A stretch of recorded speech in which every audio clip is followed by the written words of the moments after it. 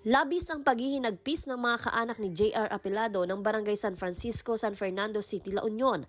Nasawi si JR matapos malunod at maanod ang bangkay nito sa dalampasigan ng Barangay Poro sa nasabing lungsod. Kwento ng kanyang ama, nagtungo sa dagat sa Barangay Poro para manisid at magpana ng isda si JR.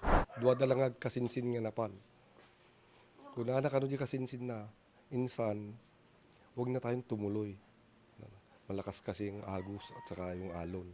Hindi, sabi niya, makuha lang natin para may uwi tayong pang-ulam.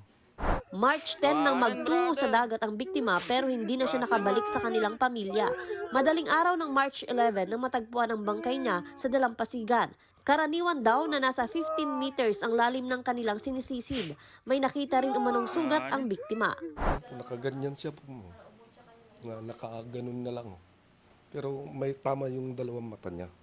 Yung tama sa bato pa, yung siguro yung pagka ano niya sa alon. Tapos marami kasing bato doon. Iba-bat siguro si Dadya yun.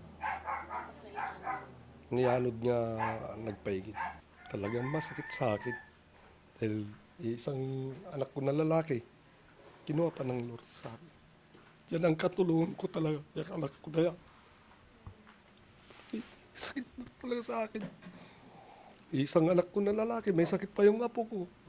Siguro sa pag-dive niya siguro sa tubig, hindi visible nung araw na yun yung medyo magalaw yung tubig.